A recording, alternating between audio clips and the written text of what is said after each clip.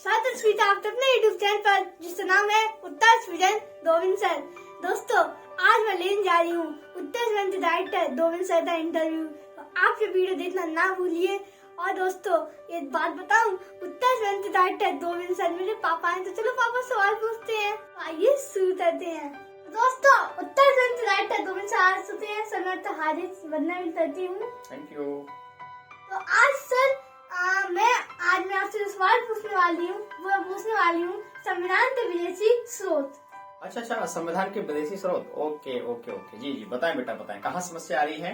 तो आज जब मैं अपनी बुक पढ़ रही थी तब जो चैप्टर आया वो आया संविधान के विदेशी स्रोत। तो मुझे तो समझ नहीं आया, तो मैं आपसे उसमें से सवाल पूछा। हाँ, बिल्कुल प्रयास रहेगा कि आपको प्रश्न का उत्तर मिल जाए और आप समझ जाएं। तो पहला प्रश्न, भारत शासन अधिनियम 1935 से क्या लिया गया? अच्छा। प्यारे बच्चों, पहला तो बेटा मैं आपको बता दूं और जितने दर्शक हमारे देख रहे हैं मैं आपको अवगत करा दूं कि जब हम भारतीय संविधान को पढ़ते हैं, इंडियन कॉन्स्टिट्यूशन को जब पढ़ते हैं तो वहाँ एक इम्पोर्टेंट टॉपिक मिलता है जिसमें संविधान के विदेशी स्रोत। आपको दोस्तों पता होना चाहिए कि जब भारतीय संविधान की अगर हम बात करें तो भारतीय संविधान पे लगभग 60 से अधिक देशों का विशेष प्रभाव पड़ा है। डॉक्टर भीमराव अम्बेडकर जी के प्रयासों से भारतीय संविधान को एक साकार रूप देने में काफी सहयोग दिया गया। और सबसे बड़ी बात यह है कि अगर हम 1935 के भारत शासन अधिनियम की बात करें तो सबसे गहरा प्रभाव, ये आपको समझना है अच्छे तरीके से कि सबसे गहरा प्रभाव जो है वह भारत शासन अधिनियम 1935 का भारतीय संविधान पे पड़ा है। लगभग 200 से ज्यादा अनुच्छेद भारतीय संविधान में जस के तस शामिल कर लिए गए। इसलिए बड़ा इंपॉर्टेंट प्रश्न है, कई बार एग्जाम में आ चुका है कि भारत शासन अधिनियम, ये सवाल इस रूप में आता है कि भारतीय संविधान पर सबसे गहरा प्रभाव किसका पड़ा है, तो आंसर आता है भारतीय शासन अधिनियम 1935। अगला क्वेश्चन जी, जर्मन के वीमर संविधान 1933 से क्या लिया? जर्मनी के वीमर संविधान की बात करें तो उसको बीमर कहने हैं, बाइमर के लिए प्रोनाउंस करते हैं। जर्मनी का जो बाइमर संविधान है उससे आपातकालीन उपबंध लिया गया है। इमरजेंसी के प्रावधान जर्मनी के संविधान से लिए गए हैं। बात अब इमरजेंसी की करें तो आपातकालीन उपबंध में अनुच्छेद 352, 356 और 360 की बात करी गई है। 352 में राष्ट्रीय आपातकाल की बात है। 356 में राज्य के संवैधानिक तंत्र के विफल हो जाने की स्थिति में जो है राष्ट्रपति शासन का प्रावधान है। और 360 के अंतर्गत जो है 360 के अंतर्गत वित्तीय आपातकाल की बात करी गई है। और भारत में कभी भी अभी तक वित्तीय आपातकाल नहीं लगा है। अगला क्वेश्चन, फ्रांस के संविधान से क्या लिया गया है? फ्रांस के संविधान से काफी इंपॉर्टेंट सवाल है। फ्रांस के संविधान की अगर हम बात करें तो जो है गणतंत्रात्मक शासन व्यवस्था दोस्तों ली गई है। ये आपको समझना है अच्छे तरीके से। और गणतंत्रात्मक शासन व्यवस्था की बात करें तो इसका मतलब होता है रिपब्लिक। और अगर हम गणतंत्रात्मक की बात करेंगे तो जो हमारा फ्रांस के संविधान से लिया गया है, इसका मतलब है कि हमारे भारतीय संविधान के जो भारत के संवैधानिक प्रमुख हैं, अगर हम भारत के राष्ट्रपति जी की बात करें तो वह वंशानुगत आधार पे नहीं होते हैं। उनका निश्चित समय के बाद निश्चित समय के लिए जो है चुनाव होता है, तब जाकर के महामहिम भारत के राष्ट्रपति चुने जाते हैं। अगला क्वेश्चन, सोवियत संघ के संविधान से क्या लिया गया? काफी इंपॉर्टेंट प्रश्न है। सोवियत संघ की अगर हम बात करें तो उसको यूएसएसआर कहते हैं, यूनियन सोशलिस्ट सोवियत रिपब्लिक की बात करते हैं। यूएसएसआर का जो पुराना नाम है वो है रूस कहते हैं, माने या तो हम यूएसएसआर का नया नाम कह लें, माने रूस, माने वो एक संधि के तहत देश जुड़े हुए थे। बाद में यूएसएसआर का विघटन हो गया, फिलहाल रूस है। तो रूस से जो है एफडी लिए गए हैं। एफडी का मतलब फंडामेंटल ड्यूटी, और फंडामेंटल ड्यूटी की बात करें तो मौलिक कर्तव्य के रूप में जानते हैं। जब संविधान लागू हुआ था उस समय मौलिक कर्तव्यों की संख्या कुछ भी नहीं थी, माने इनको बाद में 1976 में 42वें संविधान संशोधन के द्वारा जो संशोधन हुआ था उसके तहत हमने सोवियत संघ से एफडी को लिया है, मौलिक कर्तव्यों को लिया है, फंडामेंटल ड्यूटीज को लिया है। उस समय उनकी संख्या 10 हुआ करती थी, आज उनकी संख्या जो 11 है। माने 6 से 14 वर्ष तक के बच्चों को अनिवार्य निःशुल्क शिक्षा प्रदान करने का जो बात है वह मौलिक कर्तव्य में दिया गया है। मुझे समझ नहीं आता तो पापा बोले और मैं सर बोलूं? आपकी इच्छा है, आप जो चाहे बोल सकते हैं। मैं तो पापा बोलती हूँ। Most welcome. जापान के संविधान से क्या लिया गया है? जापान के संविधान से अगर हम बात करें तो संवैधानिक जो शब्दावली है, वो जो टर्मिनोलॉजी है, वो जो है जापान के संविधान से लिया गया है। अफ्रीका के संविधान से क्या लिया गया? दक्षिण अफ्रीका के संविधान, बहुत अच्छा सवाल है। दक्षिण अफ्रीका का जो संविधान है, दोस्तों जितने भी हमारे दर्शक देख रहे हैं आपको भी ध्यान से नोट करना है, लापरवाही नहीं दिखानी है, क्योंकि ये जो संविधान के विदेशी स्रोत का जो टॉपिक है, अभी हाल ही में यूपीएसआई की वैकेंसी प्रारंभ हो चुकी है, ऑनलाइन फॉर्म पढ़ रहे हैं, आपको अच्छे से इन प्रश्नों का सम्मान देना है और यहाँ से प्रश्न आना तय है, इसलिए लापरवाही दोस्तों नहीं होनी चाहिए। बात कर रहे हैं दक्षिण अफ्रीका के संविधान से, तो दक्षिण अफ्रीका के संविधान से प्यारे से दोस्तों जो है एक प्रकार से कहना चाहिए संविधान संशोधन की व्यवस्था का लिया गया है, संविधान में किस प्रकार से संशोधन होगा और संविधान का दोस्तों ध्यान रखना अनुच्छेद कौन सा है, 368 में इस प्रकार की बात की गई है कि आपका जो है संविधान संशोधन की बात की गई है। ठीक है, अगला क्वेश्चन, अवशिष्ट शक्तियां, हाँ अच्छा सवाल आपने पूछा है। अवशिष्ट शक्तियों की अगर हम बात करें तो अवशिष्ट शक्तियों का मतलब यह है कि वैसे तो हमारे यहाँ संविधान में शक्तियों का स्पष्ट विभाजन किया गया है, केंद्र सरकार की शक्तियां कौन सी होंगी, राज्य सरकार की शक्तियां कौन सी होंगी, लेकिन जिन शक्तियों का वर्णन नहीं है वहां पर अवशिष्ट शक्तियों का सिद्धांत अर्थात अवशिष्ट शक्तियों पे जो निर्णय होगा, जो कानून बनाएंगे, उसका अधिकार केंद्र को प्राप्त होगा, केंद्र सरकार को प्राप्त होगा। अगला क्वेश्चन, सशक्त केंद्र क्या है?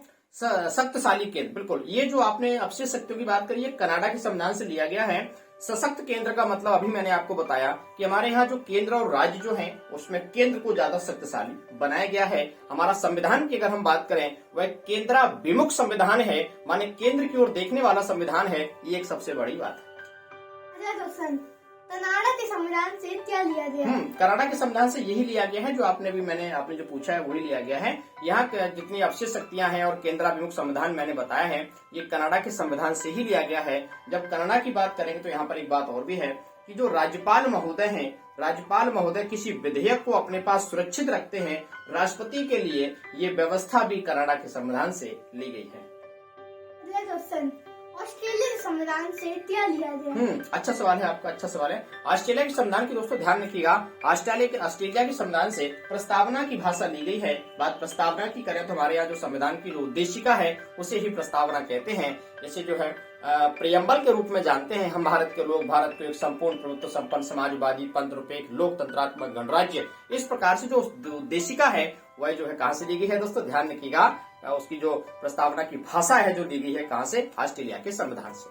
और दोस्तों आगे बढ़ने से पहले फेसबुक पर टाइप करना उत्तर और यूट्यूब चैनल है, फेसबुक पेज भी है उत्तर नाम से, तो फॉलो करिए चैनल, तो लाइक करिए, सब्सक्राइब करिए। तो आगे बढ़ते हैं सर। जी बताएं, मूलाधिकार क्या है? अच्छा मूलाधिकार, ओके, इंपॉर्टेंट प्रश्न है दोस्तों, ध्यान रखिएगा। देखिए मूलाधिकार लिए गए हैं वो अमेरिका के संविधान से लिए गए हैं। मूलाधिकार को हम क्या कहते हैं, फंडामेंटल राइट कहते हैं। और बात फंडामेंटल राइट की करें तो संविधान के भाग कौन से दोस्तों, संविधान के भाग 3 में मौलिक अधिकारों का वर्णन है, अनुच्छेद 12 से लेकर के 35 के मध्य में। इस बात को ध्यान रखना है, अमेरिका के संविधान से जब लागू किए गए थे, जब संविधान लागू हुआ था उस समय इनकी संख्या 7 हुआ करती थी, लेकिन इस समय संख्या जो है वो कितनी है बेटा, इस समय 6 है। माने जो आपका संपत्ति का जो मूलाधिकार था उसे कानूनी अधिकार बना दिया गया और अनुच्छेद 300 का में रख दिया गया। इस प्रकार से वर्तमान समय में कुल कितने, 6 मूलाधिकार हैं।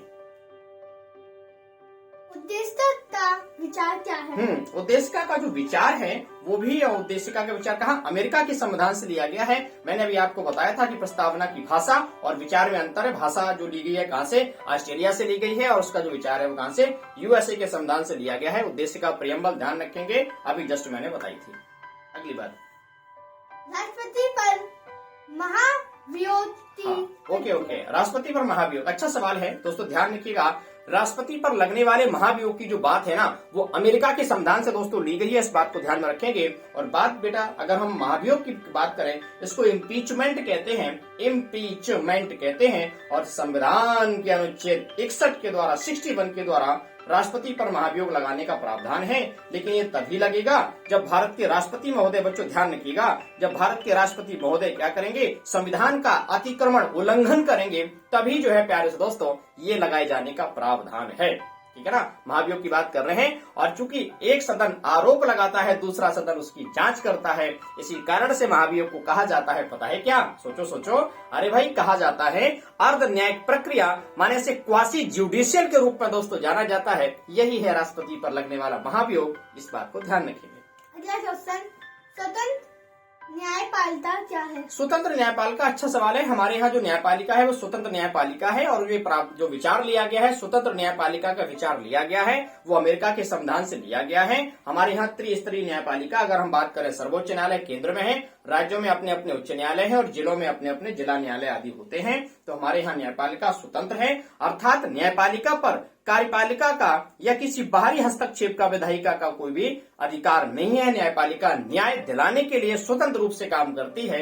यही है स्वतंत्र न्यायपालिका की विचारधारा। कहाँ? अमेरिका के संविधान से। सर, हाँ बिल्कुल। न्यायिक पुनरावलोकन का सिद्धांत क्या है? काफी अच्छा सवाल है। पहली बात तो ये कि न्यायिक पुनरावलोकन का जो कहते हैं वो अमेरिका के संविधान से लिया गया है, और न्यायिक पुनरावलोकन का मतलब है जुडिशियल रिव्यू, अर्थात सर्वोच्च न्यायालय को अधिकार प्राप्त है कोई भी ऐसी विधि जो संसद ने बनाई है या कोई ऐसा कानून देश में प्रभावी है जो किसी के मौलिक अधिकार या किसी व्यवस्था को जो है एक अपोजिशन में काम कर रहा है, या पहले से व्याप्त किसी कानून को वो टकराने की कोशिश में अगर वो कानून है, तो सर्वोच्च न्यायालय को यह अधिकार है कि वह उस कानून के बारे में मंथन करके उसको जो है समाप्त कर सकता है, या अपना जो विचार है वो दे सकते हैं। न्यायिक पुनरावलोकन अर्थात जुडिशियल रिव्यू की बात कर रहे हैं। अगला क्वेश्चन जी, उपराष्ट्रपति का पद क्या है? बहुत बढ़िया सवाल है, बहुत बढ़िया सवाल है। उपराष्ट्रपति की अगर हम बात करें, वाइस प्रेसिडेंट का जो पद है वह अमेरिका के संविधान से लिया गया है। संविधान के अनुच्छेद 63 में प्यारे दोस्तों 63 की बात कर रहे हैं, उपराष्ट्रपति के पद का वर्णन है। और ध्यान रखना दोस्तों, अतिरिक्त जानकारी दे रहा हूँ, अगर राष्ट्रपति पद पर नहीं है तो कार्यवाहक राष्ट्रपति का प्रावधान संविधान में दिया गया है, लेकिन यदि उपराष्ट्रपति महोदय पद पे नहीं है तो कार्यवाहक उपराष्ट्रपति पद का वर्णन संविधान में कहीं भी नहीं है। सावधानी से बात को समझिएगा। अगली बार आप लोग नोट जरूर कर लेना। आगे बढ़ते हैं। संविधान संशोधन में राज्य विभाजनों द्वारा अनुमोदन का प्रावधान कहाँ है? हाँ बिल्कुल बिल्कुल, सवाल काफी अच्छा है। अगर संविधान संशोधन की बात करें दोस्तों, बहुत से संविधान संशोधन थोड़े जटिल माने जाते हैं, थोड़े गहराई के माने जाते हैं। जैसे अगर हम जीएसटी की बात करें, गुड्स एवं सर्विस टैक्स जब संशोधन हुआ था, उसमें राज्यों की विधायिकाओं का भी अनुमोदन आवश्यक था, और जो है उस केस में ऐसा प्रावधान दिया गया है कि संविधान संशोधन में यदि राज्य की विधायिकाओं माने राज्य में जो विधानमंडल है उनकी भी अनुमति अनिवार्य होती है, सभी में तो नहीं है, कुछ में ही अनिवार्य होती है, तो वो जो है हमने प्रावधान अमेरिका के संविधान से लिया है। सर एक बात बताइए, ये संविधान के प्रश्न है, यह कौन कौन से मतलब कौन कौन से टेस्टों में आते हैं? हाँ, एग्जाम में आते हैं। अच्छा सवाल पूछा। देखो बेटा एक बताओ, ये जो सवाल है ना, ये कॉन्स्टिट्यूशन, पहली बात तो जो पॉलिटी वाला जो सेक्शन है संविधान के प्रश्न है वो लगभग सभी एग्जाम में आते हैं। स्पेशली अगर हम बात करें सिविल सर्विस में आते हैं। सिविल सर्विस का मतलब है यूपीएससी माने यूनियन पब्लिक सर्विस कमीशन माने आईएएस के एग्जाम में, और राज्य स्तरीय परीक्षाओं की बात करें तो पीसीएस में प्रोबेशन सिविल सर्विस माने जिसमें पीसीएस एसडीएम कैटेगरी के अधिकारी बनते हैं, वहां भी प्रश्न आते हैं। एसएससी की जो भी एग्जाम्स होती हैं, एसएससी सीजीएल हो, वो सीएचएसएल हो, या 10+2 एमटीएस की बात करें तो एसएससी के सभी एग्जाम में यहाँ से सवाल पूछे जाते हैं। अगर हम उत्तर प्रदेश की बात करें, अभी जो है ऑनलाइन फॉर्म स्टार्ट हो चुके हैं यूपीएसआई के, तो यूपी जो सब इंस्पेक्टर हैं तो उनके उसमें तो आना ही है, संविधान खासतौर पर दिया है। तो ऐसा मतलब आप कह सकते हैं कि कोई भी ऐसे एग्जाम नहीं है जिसमें संविधान के प्रश्न ना आते हों। इसलिए ये जो जानकारी चर्चा हो रही है उत्कर्ष विजय यूट्यूब चैनल पे दोस्तों, ये बड़ी इंपॉर्टेंट है और आपको ध्यान से इसको नोट करना है। जी, राष्ट्रपति का निर्वाचक मंडल क्या है? राष्ट्रपति का निर्वाचक मंडल की अगर हम बात करें तो राष्ट्रपति का जो निर्वाचक मंडल है वह आयरलैंड के संविधान से लिया गया है, और राष्ट्रपति के निर्वाचक मंडल में जो है विशेष प्रकार का प्रावधान है। राष्ट्रपति के निर्वाचक मंडल में लोकसभा के निर्वाचित सदस्य, राज्यसभा के निर्वाचित सदस्य और राज्यों की विधायिकाओं जो विधायिका हैं माने जो विधानमंडल हैं उनके निर्वाचित सदस्य, स्पेशली विधानसभा के सदस्य। राष्ट्रपति के निर्वाचन में विधान परिषद के सदस्य शामिल नहीं होते हैं, और केंद्र शासित प्रदेश अर्थात दिल्ली, पुडुचेरी और जम्मू कश्मीर के जो विधानसभा के सदस्य हैं वो राष्ट्रपति के निर्वाचन में भाग लेते हैं। ये प्रावधान जो लिया गया है ये आयरलैंड के संविधान से लिया गया है। हाँ बिल्कुल। सदस्य का मनोनयन क्या है? सदस्यों का मनोनयन का मतलब ये है कि हमारा जो आयरलैंड का संविधान है, आयरलैंड के संविधान में प्यारे से बिटिया रानी ध्यान से समझना है कि जो आयरलैंड का संविधान है उससे एक प्रावधान लिया गया है कि भारत के राष्ट्रपति महोदय राज्यसभा में 12 लोग का मनोनयन करते हैं, 12 सदस्यों का मनोनयन करते हैं। तो आयरलैंड के संविधान से लिया गया है, अर्थात साहित्य, कला, विज्ञान, समाज सेवा में विशेष अनुभव प्राप्त जो व्यक्ति हैं, उन 12 सदस्यों को भारत के राष्ट्रपति जी राज्यसभा में मनोनीत कर सकते हैं। पर दोस्तों ध्यान रखिएगा, ये वही 12 सदस्य हैं जो मनोनीत तो भारत के राष्ट्रपति के द्वारा होते हैं, लेकिन जब राष्ट्रपति का निर्वाचन होता है तो ये 12 लोग वोट नहीं डालते हैं। ध्यान रखना, क्योंकि राष्ट्रपति के निर्वाचन में केवल जो है निर्वाचित सदस्य ही वोट डालते हैं, मनोनीत नहीं। राज्य की नीति निदेशक तत्व क्या है? अच्छा सवाल पूछा है। बात दोस्तों अगर हम करें डीपीएसपी की, डायरेक्टिव प्रिंसिपल ऑफ स्टेट की बात करें, राज्य के नीति निर्देशक तत्व जो हैं वो आयरलैंड के संविधान से लिए गए हैं। और आयरलैंड के संविधान से जो ये डीपीएसपी लिए गए हैं, ये अनुच्छेद 36 से लेकर 51 के मध्य में इनका वर्णन है भारतीय संविधान में, स्पेशली भाग 4 में। संसद एवं विधानमंडलों की प्रक्रिया क्या है? हाँ, बिल्कुल। संसद एवं विधानमंडलों की प्रक्रिया की अगर हम बात करें, ये जो है ब्रिटेन के संविधान से लिया गया है। और संसद माने अगर हम लोकसभा, राज्यसभा की कार्यवाही किस प्रकार से होगी, या राज्यों के जो विधानमंडल हैं, विधानमंडल के 2 सदन होते हैं, एक विधानसभा, एक विधान परिषद। हालांकि विधान परिषद हर राज्य में नहीं है, लगभग 6 राज्यों में ही है विधान परिषद। तो वो किस प्रकार से कार्यवाही होगी, ये ब्रिटेन के संविधान से लिया गया है। आगे बढ़ते हैं जी। विधायिका के सदस्य के विशेषाधिकार, बिल्कुल। देखिए, विधायिका के सदस्यों के विशेषाधिकार की अगर हम बात करें तो अभी मैंने बताया कि विधायिका से मतलब है कि आपका संसद के जो सदस्य हैं, माने केंद्र में संसद माने लोकसभा के सदस्य, राज्यसभा के सदस्य, और राज्यों की जो विधानसभा, विधान परिषद के सदस्य, तो इनके जो मेंबर हैं, इनके कुछ विशेषाधिकार होते हैं। ये जो विशेषाधिकार है वो ब्रिटेन के संविधान से लिए गए हैं। अगला क्वेश्चन जी, ब्रिटेन के संविधान से क्या लिया गया है? ब्रिटेन के संविधान से लिया गया है, सबसे पहले संसदीय शासन व्यवस्था ली गई है। संसदीय शासन व्यवस्था की दोस्तों बात करें तो यही मैं बता रहा था कि संसद में किस प्रकार से कार्रवाई होगी, ये ब्रिटेन के संविधान से ली गई है। और कानून निर्माण की प्रक्रिया, विधि निर्माण की प्रक्रिया, मतलब जो हमारे यहाँ संसद है जो कानून बनाती है, लोकसभा में कोई विधेयक आता है फिर वो राज्यसभा में जाता है, तो कानून निर्माण की प्रक्रिया हमने कहाँ से ली है? ब्रिटेन की संसद से ली है, ब्रिटेन के संविधान से ली है। यही वो कारण है कि एक सवाल पूछा जाता है कि जो है संसदों की जननी किसे कहते हैं, तो ब्रिटेन की संसद को संसदों की जननी कहते हैं, क्योंकि कभी ना कभी देश बहुत सारे ब्रिटेन के गुलाम थे, फिर बाद में उनको आजादी मिली, और जब आजादी मिली तो जो है वह स्वतंत्र रूप से अपने अपने देशों में लोगों ने अपनी संसद बनाई है, इसलिए जननी माता के रूप में ब्रिटेन की संसद को माना जाता है। विधि के शासन क्या है? विधि का शासन से मतलब है कानून का शासन। तो हमारे यहाँ भारतीय संविधान की करें, हमारे यहाँ भारतीय संविधान बना है, कानून बना है, हर भारतीय नागरिक को कानून को फॉलो करना है। माने कानून के आधार पर ही विधि का शासन, माने कानून के आधार ही हमारी कार्यपालिका है और जो पुलिस प्रशासन आदि जो उसके अंग हैं वो हमारे ऊपर शासन करते हैं। जी, एकल नागरिकता क्या है? हाँ, अच्छा सवाल पूछा है आपने। एकल नागरिकता की व्यवस्था ब्रिटेन के संविधान से ली गई है और हमारे यहाँ एकहरी नागरिकता की बात करी गई है। माने हमारे यहाँ केंद्र की नागरिकता अलग और राज्य की नागरिकता अलग का प्रावधान नहीं है। माने हम जो भी व्यक्ति भारत का रहने वाला है अर्थात वह भारतीय नागरिक है और यही उसकी एकल नागरिकता का प्रावधान है। थैंक यू, आप इस वीडियो में आपने मुझे ये बताया। तो अब तो बच्चों मुझे तो अच्छे समझ आ गए, तो आप भी जरूर नोट कर लेना। तो अगर आपको हमारा वीडियो पसंद आए तो लाइक, सब्सक्राइब, शेयर करें। मिलते हैं अगली वीडियो में, तब तक के लिए जय हिंद।